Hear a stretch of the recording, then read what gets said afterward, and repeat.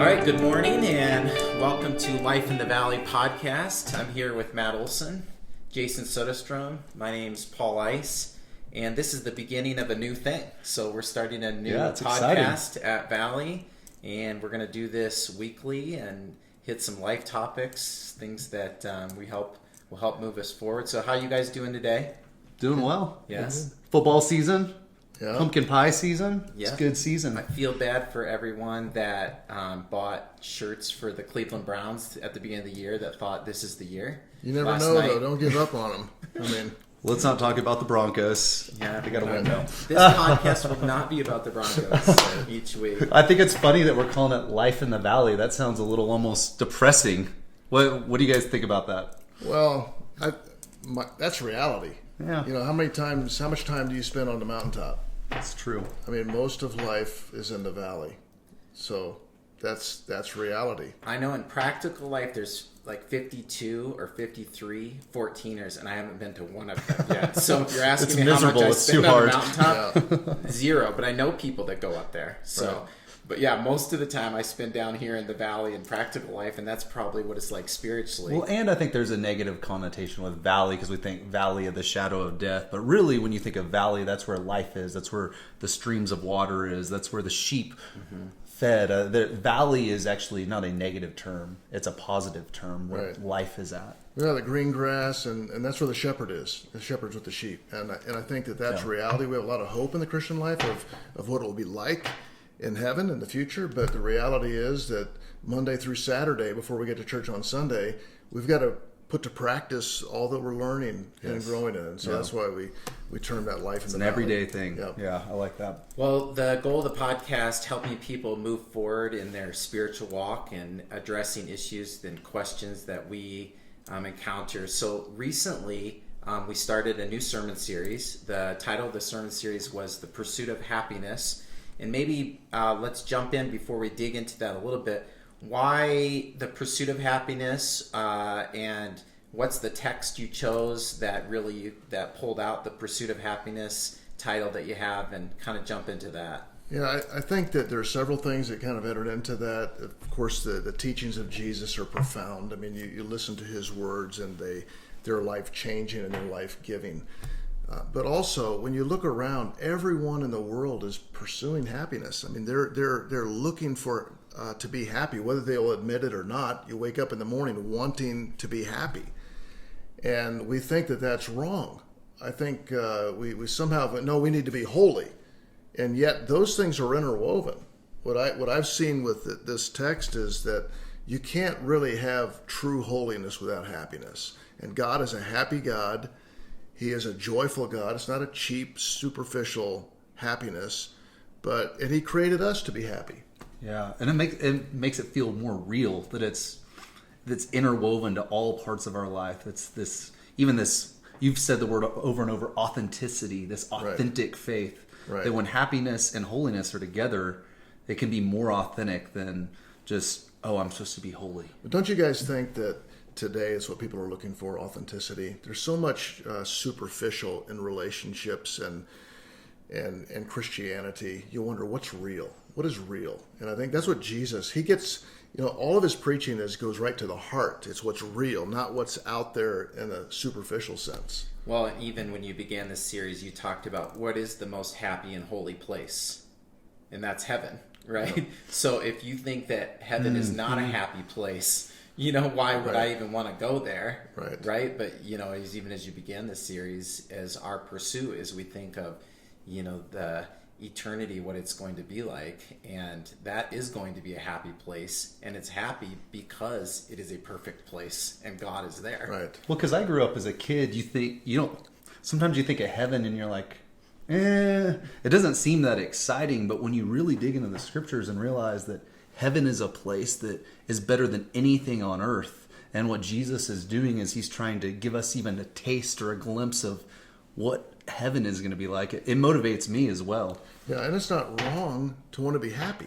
Yeah. If God is a happy God, a joyful, happy God, and he created us to be happy, it's not wrong to desire what he's created us to be. The problem is how are we going to pursue that? Where are we going to find that? And that's where I think we get off the rails.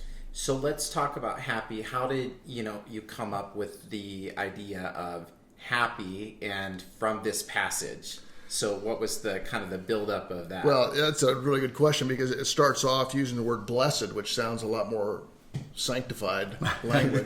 Blessed are. But when you look at the word makarios in the Greek New Testament, it means literally happy. And you really can't get around that fact. It's not shallow, but it does mean happy. And so I'm looking at many of the translations, and I think they want to try to protect that as being something unique, and it is. But to me, it's a powerful word because it touches to the cravings that we have in our heart. Happy. Yeah, and we haven't mentioned this already. So this is the Sermon on the Mount. Yeah. We're in Matthew 5, and so that's the beginning part of this Yes. message series, and that's what we're building. So that's the pursuit of happiness. That's the background into it.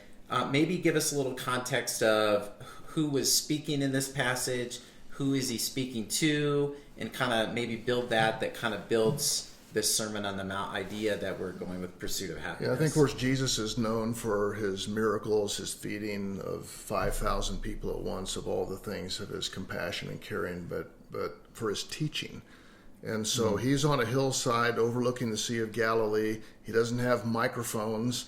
There are probably at that point hundreds, if not thousands of people listening. So he set that up on the hillside overlooking the Sea of Galilee. Common people, everyday people are there. His disciples are there, but they're also the skeptics. And there were four groups of people that, you think of the Pharisees and of the religious zealots. We think of the Essenes, who are kind of the isolationists. And all of these people had some political interest. And he was turning a lot of things that they'd been taught upside down. And it was really startling. It was unsettling to those people that were listening, but refreshing to just a common person, because he was talking about this is how you can be happy. I can't get it off my mind, but when you keep saying the word happy, instead of I just think when Jesus was up there, I always think in my mind, blessed are the pure in heart. But when you're saying the word happy, and that's what he means, I imagine him smiling. He's happy because he's going, happy are those. It's a whole different frame of reference for me as I even read these scriptures. Right. It's really cool. Right. Well, and even with that, you see the common person we say that he's speaking to. He wanted them to have a blessed and happy life, and they were looking for that. But even maybe speaking to that into a little bit of the scenario, I mean, there were skeptics, but the common person there, a lot of them maybe had heard religious teachings from some of those skeptics, and you can probably talk into that. Yeah, I think religion was and is, it can tend to be very external. It's all about how you look and what you do. Yeah. And that's that culture, and that's what was promoted, and that's what those people feel very guilty about, a list of things to do and the ways to perform to be happy, and they were never happy. And probably the most miserable people were the ones that were teaching that. And so what he is saying is this is not a list to follow. And this is key in how we interpret this section. He does not give a list. If you do these things, you'll be happy. No. The key is if you follow me, because you go to chapter 4, and this is what he said, follow me. You come and be with me, and you have a relationship with me. And if you abide with me, or you stay with me, or continue with me, this will be the result. All of these will be characteristics, and this is when we get back to this authenticity. That's authentic Christianity. That's what happens to you when you walk with Jesus in a personal, real relationship. So in the religious system that they had at that time, in their pursuit to maybe connect with God or have a blessed life, I think that's how they would have said it. I want a blessed life. You mentioned there was some other audience members there. How did they say, hey, this is how you have the blessed life? So Jesus is teaching this is the blessed life, and each week in the podcast we're going to kind of get into each one of those. But the audiences that around the religious leaders, how are they teaching the people at that time this is the way to have a blessed life? Well, I think you go back to the law, which God, in the Old Testament, he gave the law for a reason. And it wasn't that the law would ever produce eternal life. The law was given to expose our sinfulness and our incredible need for salvation. But they would continue to promote this. I think of the Zealots. They were political activists. We think, well, if we can change America's politics, we're going to be happy. That's not going to happen. The Essenes, they would be isolated. If we can just kind of get away, we'll move away and get away from all this evil. But that didn't work either. The Pharisees, they kept on making rules. I mean, the 10 Commandments were not enough, so they just continued to add rules and rules and rules, and they would keep them all. But they were the most miserable people probably of all. And it just brought a depression among people. So there was no happiness. There was no joy in people's lives. And I see this I think this is why so many people today don't understand how Christianity can impact their life, how it can change their life, how amazing living with God in relationship with Him is. And because I do think that we go back, it's human nature. We want to have a checklist. We want to have laws. And so most people that maybe are skeptics of Christianity, they're saying, I don't want to follow this checklist. And what you're saying and what Jesus is saying, it's not about that. I love that. Right. Yeah, and I think that when you're trying to grasp, and I think you hit a good point there, is that, I got to do these 10 things, or I got to do these 20 things. And for the Jews, it was over 600 laws I got to keep. It just wears you out. But if you just say, I just need to walk with Jesus. And as we're going to see in here, He gives you His Spirit, and He gives you His Word, and you can do that. And when you abide with Him, walk with Him day by day, your life will be filled with joy, and it will look like this, and that will be authentic Christianity. That's where the Spirit of the Lord is. What? There's liberty. There's liberty. There's freedom. Yeah. It's actually the opposite of what the rule base. And so you said when we have His Spirit with us, there is this freedom. There's happiness. Yeah. And you think about holiness being, if I keep a lot of rules, I'll be holy. Well, no. It's just going to expose your sinfulness. But how can you not be holy when you're walking with Jesus? He's the most holy person ever. So when I'm walking with Him, holiness and happiness are interwoven. Yeah. And it's not either or. It's both when you're walking with Him. That's good. So as we kind of close this up, we're talking about happiness, the pursuit of happiness. We're talking about authentic Christianity and what it looks like. And I would say that probably the number one thing that happens if someone just reads this passage, and you pointed to this early, is, okay, well, here's the 12 things I got to do now to be happy, right? Isn't that the natural thing? So blessed are these people, blessed are these people are going to be the children of God, these are going to inherit the earth. And so, all right, let's write these down, and today I'm going to be meek, and today, so maybe you can both speak into this. What is your kind of takeaway as we look into this passage? Don't forget this as you read this passage, because you're going to, the natural tendency of even the people that maybe heard it then is like, okay, let's follow Jesus's teaching, and I'm going to be meek, and I'm going to be pure in heart. And what would be the thing that you would say, hey, as you read this passage, overarching, don't forget this?